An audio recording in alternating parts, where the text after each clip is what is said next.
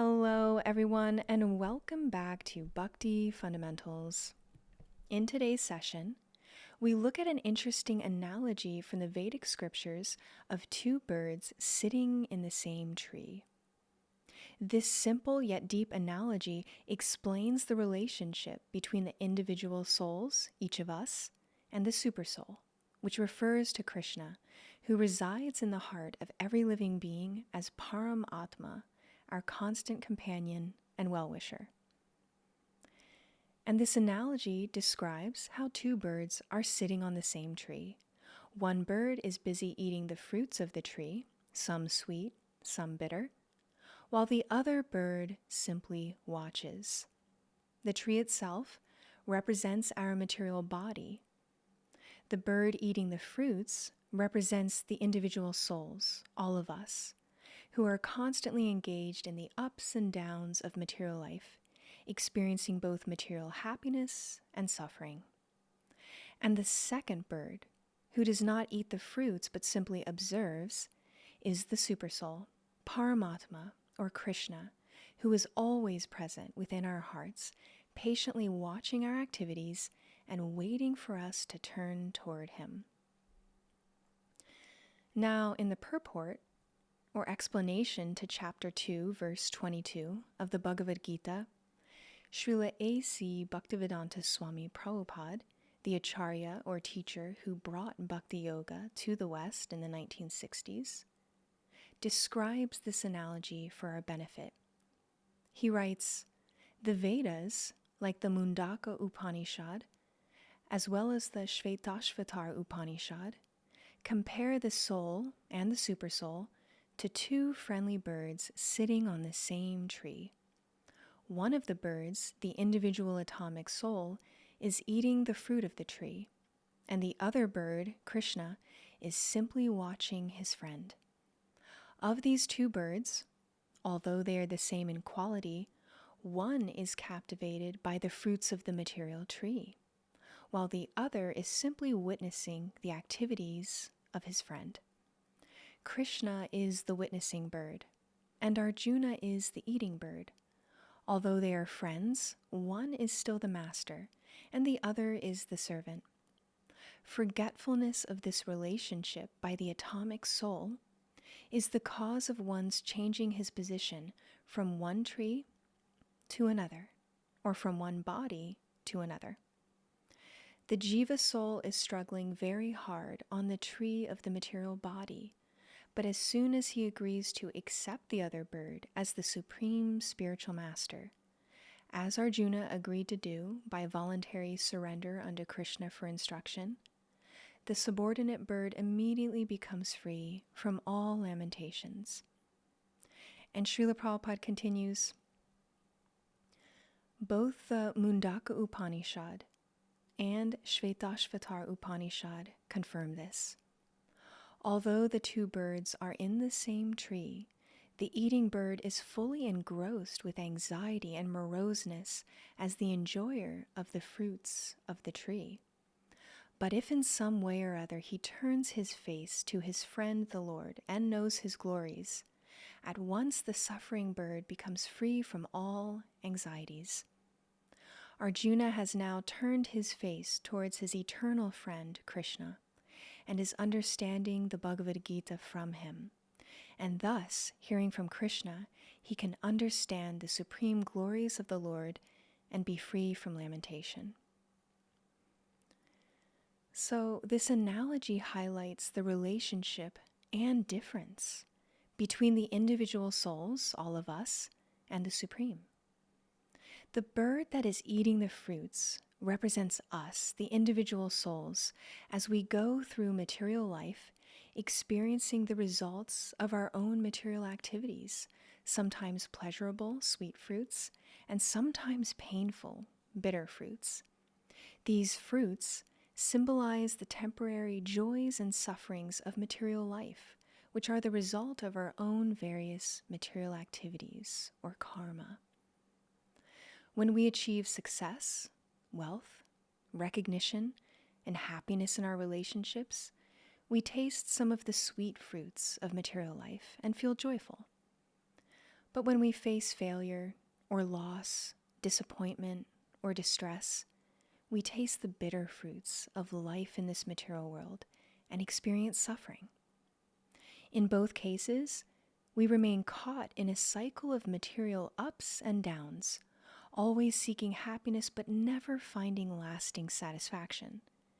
This is because of the very nature of the material world. Everything material is temporary, including material happiness. No matter how much we try to hold on to moments of material joy, they eventually pass, leaving us searching for something deeper. That something is spirit. And on that note, there is another bird in the tree, the Supersoul, Krishna, who resides in the heart of each and every living entity, and who does not eat any of the fruits of the tree. Not eating any of the fruits means that he does not engage in any material activities at any time. The supreme absolute truth is always completely transcendental to matter. We, the individual souls, have a tendency to become material illusioned and conditioned, which occurs when we identify with matter, with our temporary material bodies and minds. However, Krishna is never in illusion. The entire material world is only a fragment of his energy, and he remains completely beyond its influence. Unlike us, Krishna never comes under the spell of material illusion because he is its source and controller. Everything, both spiritual and material, rests under his supreme will. And this is a fundamental difference between us and the Supreme. We are one in quality with the Supreme, but different in quantity. Just as a tiny drop of water has the same nature as the vast ocean, but is immeasurably smaller, we are finite individual souls, minute spiritual sparks, though eternal, while Krishna is the infinite, supreme absolute truth. And because we are finite, we also have minute independence, the ability to desire and act within this material world however we wish. Meanwhile, Krishna, being infinite, possesses supreme independence and is fully transcendental to material nature.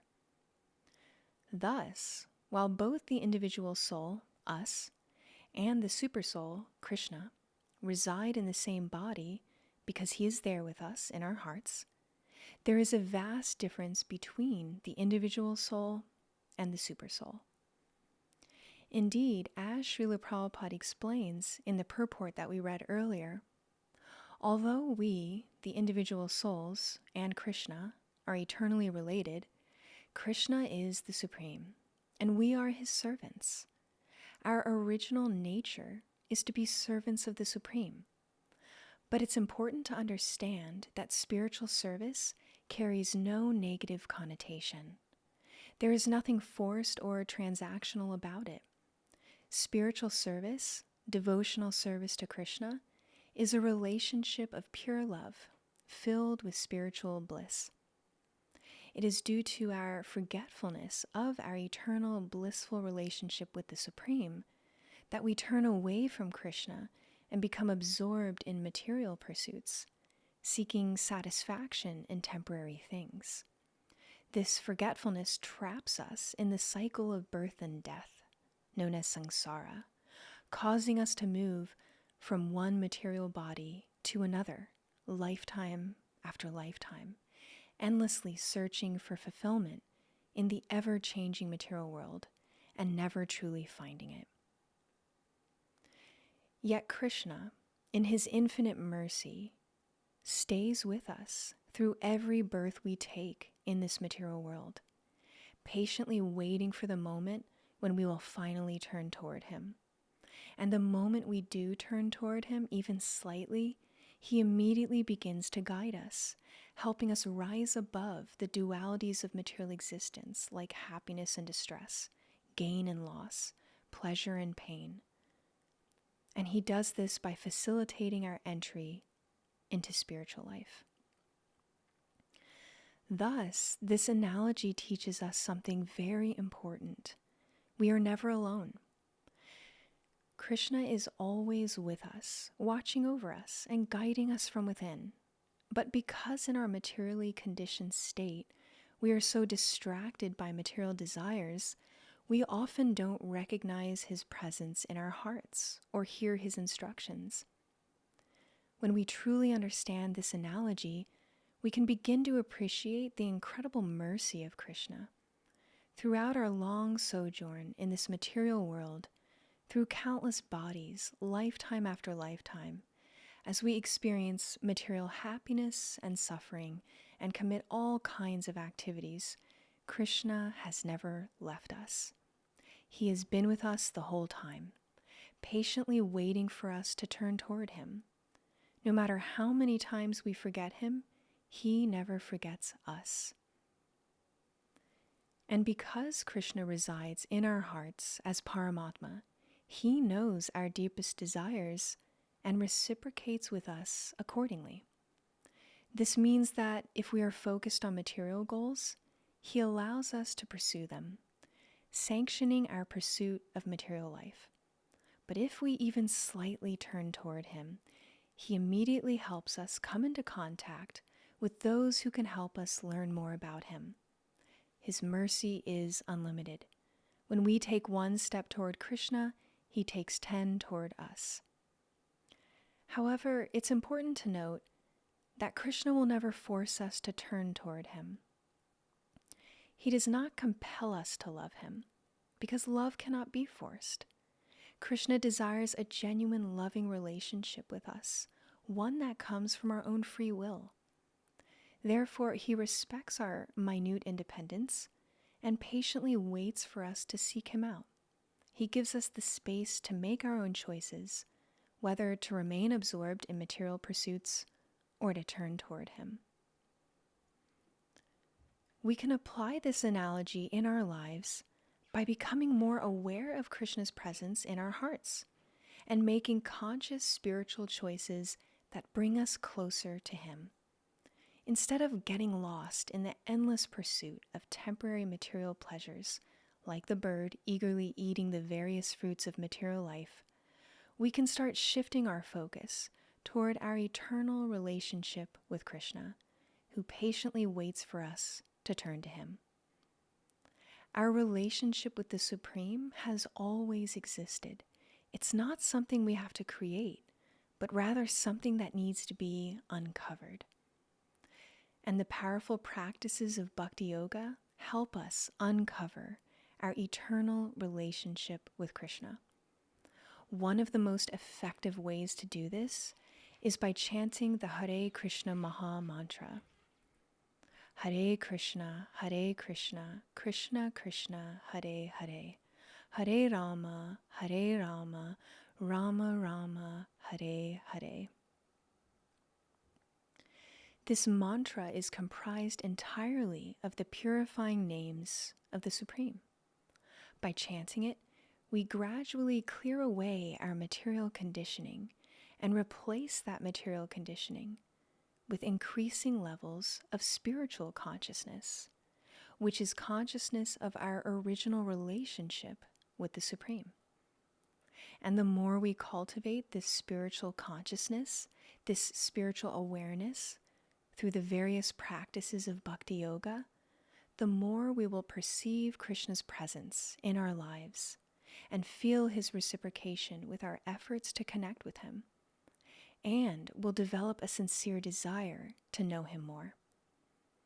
Through Bhakti Yoga, we begin to experience Krishna not as a distant concept or an impersonal force, but as our ever-present loving companion, patiently waiting to guide us back to him the moment we sincerely desire to reconnect with him. So that's all we have for today on this analogy of two birds sitting in the same tree, representative of us, the individual souls, and the Supersoul. Let us know what you think of the analogy and any questions you might have. We love answering your questions on our channel. That's what we're here for. So we look forward to hearing from you. Until we do, thank you for listening today, and we'll see you next time on Bhakti Fundamentals.